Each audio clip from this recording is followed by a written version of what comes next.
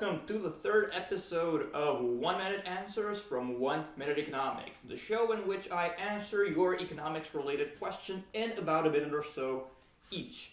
We are back home, we're back with our original set. I have the pink duck behind me, I have the hourglass by my side, and I think we can get started. As you know, the topic for this week is politics, and I've received 6 really good questions, 2 times more than last week. So yeah, it's gonna be a challenge, but I'm gonna do my best. And before starting, as usual, I want to pick the topic for next week, which is gonna be personal finance. So if you have a question about, investing your money, about being smart with your finances, about asset classes such as stocks or precious metals and so on, then simply ask me by posting a comment below, and I'm going to do my best to answer next week. The first question for today has been asked by MooFlavoured, who would like to know how I think the Brexit will affect the rapid growth of German supermarkets in the United Kingdom. Supermarket chains like Aldi and Lidl. Good question. Let's get started. First and foremost, I believe it's important to understand that, sure, Article 50 of the Lisbon Treaty has been triggered, but the Brexit is just starting. So it's going to take a long time until we know what's going to happen and what the ramifications are. So yeah, it all depends on what kind of a relationship the EU and the UK will want to have. In the worst case scenario, in which they're going to end up becoming economic enemies and imposing protectionist measures one against the other, then of course German supermarket chains and international businesses that are operating in the United Kingdom will definitely have to suffer. It's a worst case scenario, and in that case, I think nobody's going to win, and it's going to be awful. However, I believe that ultimately some kind of a mutually beneficial agreement is going to be reached, the type of agreement in which at the end of the day everyone's happy, and I'm pretty sure that existing businesses are going to be protected, that existing EU citizens in the UK as well as UK citizens in the EU are going to be protected and so on. And so as an answer to your question, okay, in an extreme scenario, I would say that yes, it's going to be awful, but more likely than not, some kind of a solution that protects existing businesses is going to be found. So while companies like the German supermarket chains might choose to slow their expansion down a notch or something like that, it's probably going to be the extent to which the damage is going to be done, at least in my opinion. Will they slow their growth? In some cases, yes, but I do not foresee something disastrous happening after everything is finalized. The second question for today has been asked by Dan, who would like to know if it's politicians who hold most of the power, or if the economy depends more on regular people. Okay, let's get started. And I would say that, first of all, politicians do hold a lot of power. Politicians hold the power of enacting laws that might put you in jail. Ultimately, our day-to-day lives are impacted to a large degree by politicians. They are extremely powerful. However, I don't pick sides as much in economics or in politics and so on, but I do have to say that I tend to agree with Adam Smith, who says that the wealth of a nation lies not in its natural resources, but in the productive capacity of its people. So at the end of the day, you are the wealth of the nation, I am the wealth of the nation, and it's our combined productivity, it's our combined ingenuity, it's our combined ability to live our lives in meaningful and productive manners that make or break an economy. So, sure, politicians have power on paper and in the real world as well, but if they abuse their legislative powers, it's not going to go on forever. I mean, look, politicians can enact a law tomorrow that triples everyone's taxes. But if that happens, then A, most people are not going to pay, and B, economic activity is going to grind to a halt and politicians will suffer as well. And therefore, as much power as politicians may have, and they do have impressive power, at the end of the day, the average individual definitely makes or breaks an economy. The third question has been asked by Bruce, who would like to know what I think about the video of the EU by Kurzgesagt, and I'm going to link to it in the description, and ultimately if I think the Brexit was worth it for Britain and if the EU is noticeably worse off. First and foremost, as an economist, I'm going to say that obviously the ideal situation would be that in which the UK would love the European Union and in which the two entities would peacefully and productively coexist. That would be an ideal economic situation. But in the real world, however, I have to say that, it ultimately might be better for all parties involved if the UK leaves, because the United Kingdom has never been in this game with all of its heart, so to speak.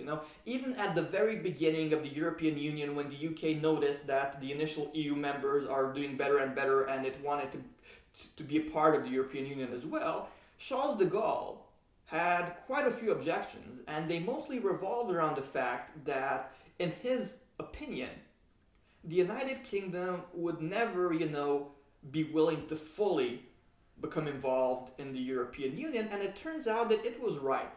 The EU always, had to give the United Kingdom a bit of a special status. The UK was always the first to comment on various aspects it didn't like, and so on, and therefore, I would say that in the very long run, given the inability of the United Kingdom to go all in, so to speak, I think everyone is going to be better off this way. But of course, that's just my opinion.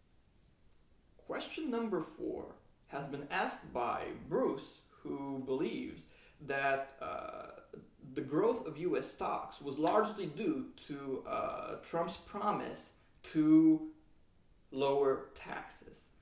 And since this hasn't happened, Bruce would like to know if I think stocks are currently overvalued.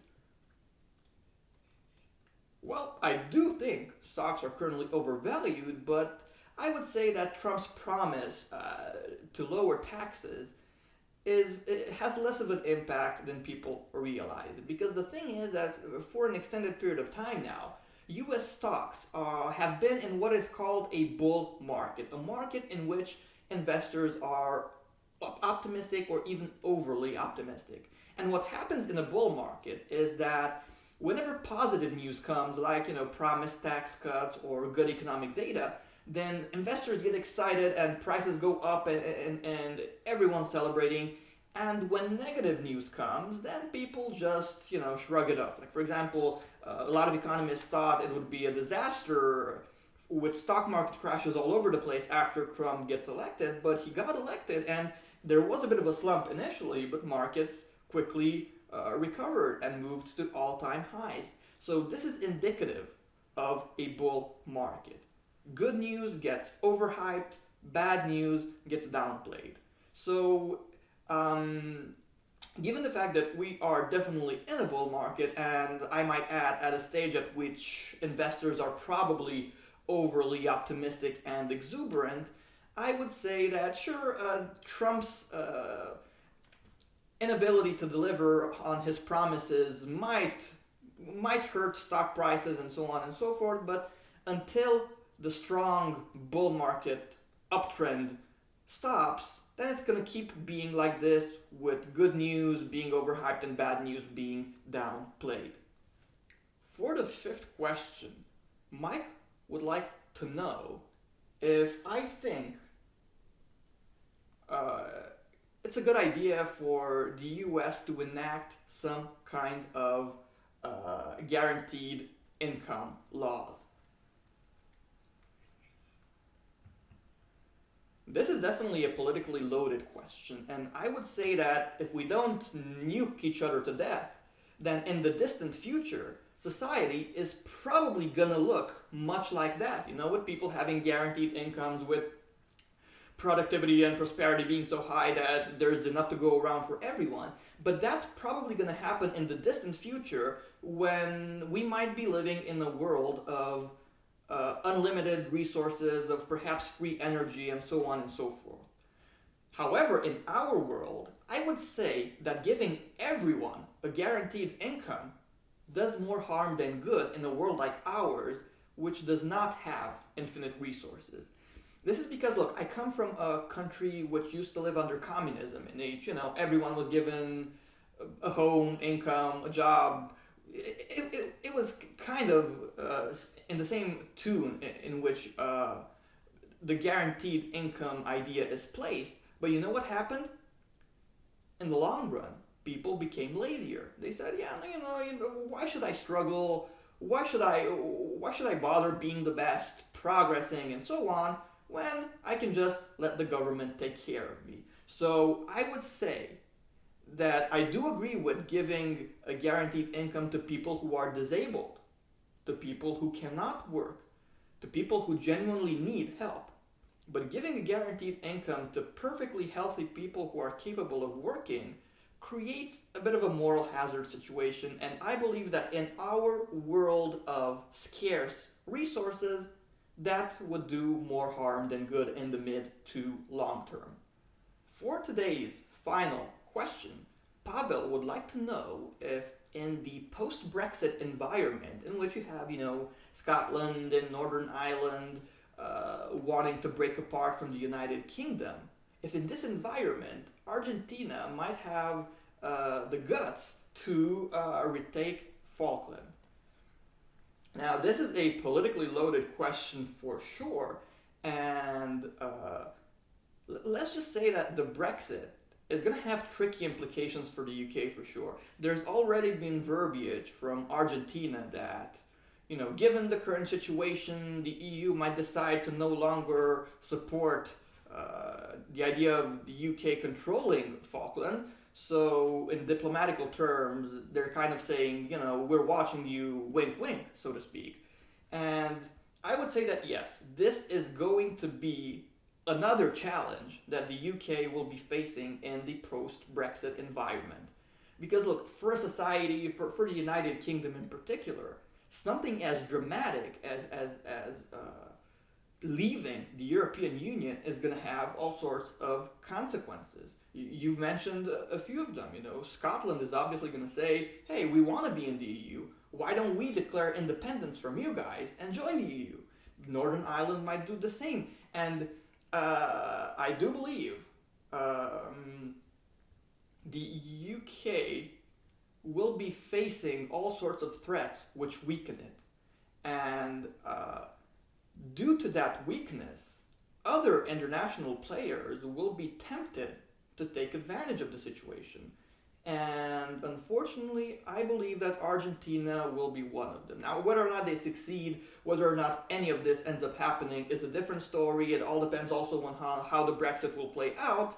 But yeah, the UK will without a doubt be weakened by all of these situations, and I do expect quite a bit of drama ahead.